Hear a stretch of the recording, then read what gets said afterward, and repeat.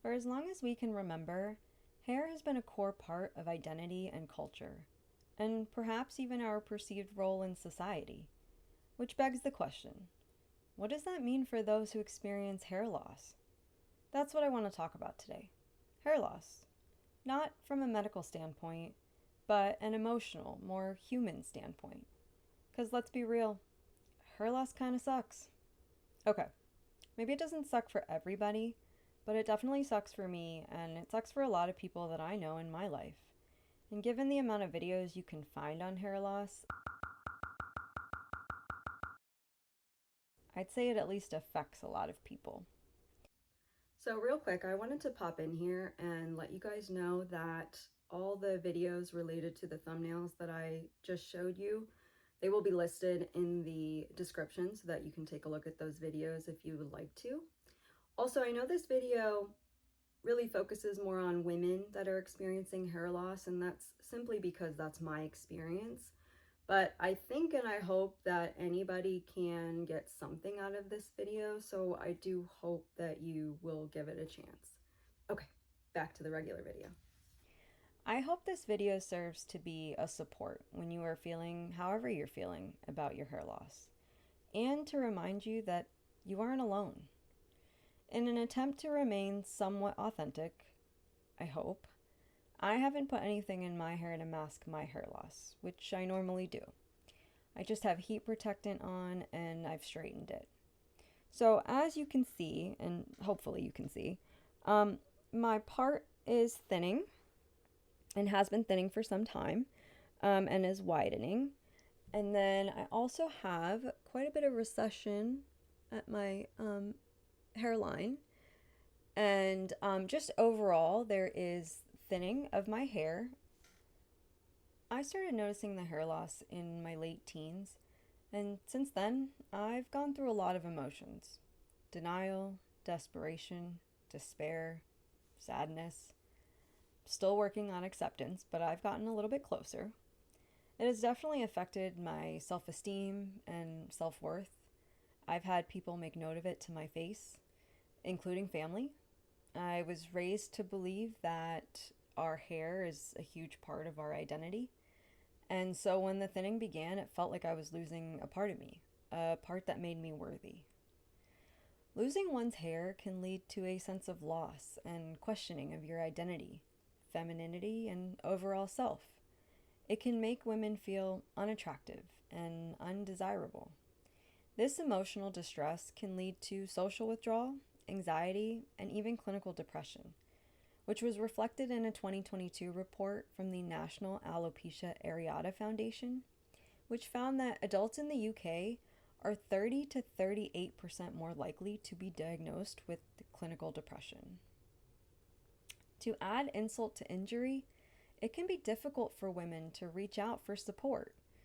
While hair loss can present psychological and emotional problems for a woman, failure of others to recognize the seriousness of these problems may actually contribute even more to the issues that women are feeling with their hair loss. Healthcare professionals often exhibit a lack of compassion and empathy towards women experiencing hair loss. So, I have a personal story about this, and this is not to put any shade per se on the dermatologist that I saw. This was a few years back, but I went to see a dermatologist for my hair loss, and really well educated. He was very nice. But he made a comment during it where he said, you still have a lot of hair, so, it's essentially saying it's not that bad, or and I do believe it was coming from a place of being kind and trying to be, helpful, so that I wouldn't be so worried about it. But I do think that is unintentionally in that moment, kind of disregarded how I felt about my hair loss.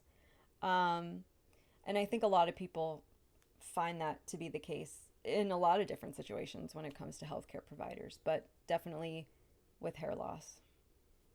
Dove did a write up in 2023 in which they spoke to women who had experienced hair loss. There were a couple of things the women said that I wanted to touch on. One woman, Drew Greenwell, stated, "I also felt guilty for feeling sad about my hair loss, when I knew other women battling far more serious diseases." I think this is something we are too often told in society to do. Compare. Of course, I think it's important to have perspective, but I think both things can be true. I think you can look outside yourself to gain perspective and practice empathy and be aware of what's going on in the world, while also knowing that what you are feeling and experiencing is valid. I don't believe one negates the other.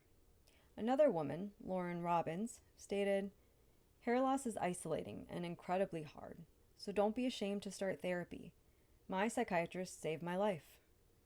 Generally speaking, I'm a big proponent of seeking mental health assistance, but I think this is especially important here because I imagine many people think hair loss is not a good enough reason to seek mental health treatment. But I disagree. I think anything is a good enough reason so that you can live the best quality of life. Lastly, before I come back to show you how I mask my hair loss, I wanted to end with some statements from women who were interviewed by Dr. David H. Kingsley. These statements were shared at a meeting of the International Society of Hair Restoration Surgery. "I feel other people are always looking at my hair. I constantly compare my hair loss to others. I feel unattractive or undesirable as a result of my hair loss. I constantly worry about my hair loss.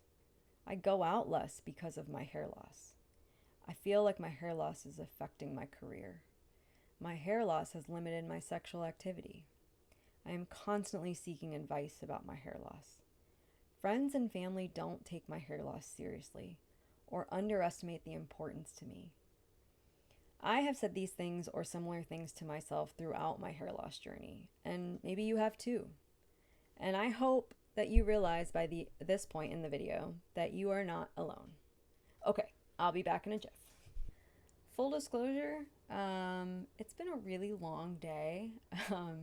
I had an assignment due for school, so I will be very honest with you. Sorry, there's a hair in my mouth. I didn't do the most thorough job of masking it as I would have liked to, so I don't know if you can tell the difference, but hopefully you can. I'm gonna just go real quickly through what I did or what I normally do, and I will put what I use on the screen just in case anybody wants to try it. So I actually use a texturizing spray to kind of give it that volume, especially like at the roots because that's where a lot of my kind of thinning is. At the hairline, I use, and I don't know if you're gonna be able to see it, I bought a specific like hair shadow and I just kind of fill that in at the hairline.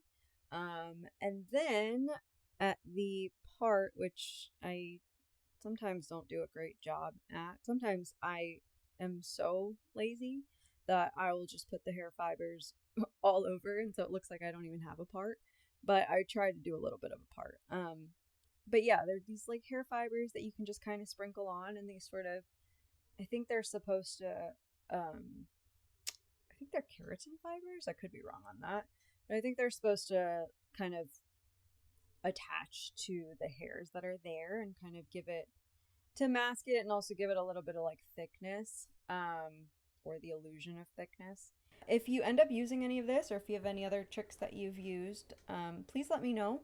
I'm always looking for ways to kind of mask it, especially because these are great and they've definitely helped me with my confidence, but you know, it's all very time consuming as well. So sometimes I'm like, oh God, I don't want to do it, but I'm not comfortable enough right now to walk outside too often without putting that stuff in my hair. So, but to close out the video, like I said earlier, I hope you realize that if you are experiencing hair loss or anything, you're not alone. I know it can often feel like that, and you know, people out there, unfortunately, someone will always have something to say, and so I think the best advice that I can give is try to get comfortable in your own skin and just learn to trust yourself and value yourself.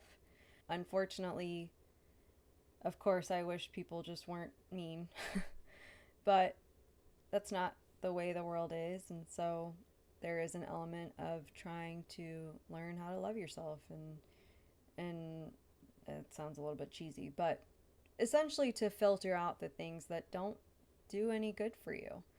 And that comes, I think, from trusting yourself and having confidence in yourself. And that is a process, probably a lifelong process, but it's a process. And I'll be honest, you know, I am making this video, and even a few years ago, I don't think I would have been very comfortable coming on camera and, you know, not having my hair loss masked.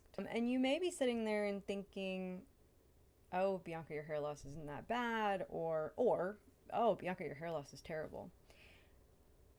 I think this goes back to, it's important to understand that however you feel is valid, and you don't need permission to feel that way. Regardless, you're allowed to feel that way. You're allowed to feel whatever it is you need to feel and want to feel. And when it comes to hair loss, I think any amount of hair loss can be really hard on people. So it's okay. I completely understand, and I hope that, again, this video is a support for you. And if you need to seek out, you know, help in any way for it, do so. There is absolutely nothing wrong with that. And if it affects your quality of life, it's important for you to seek the help that you need and or want. So, thank you so much for watching if you made it all the way through. I hope I will see you in the next one. Bye.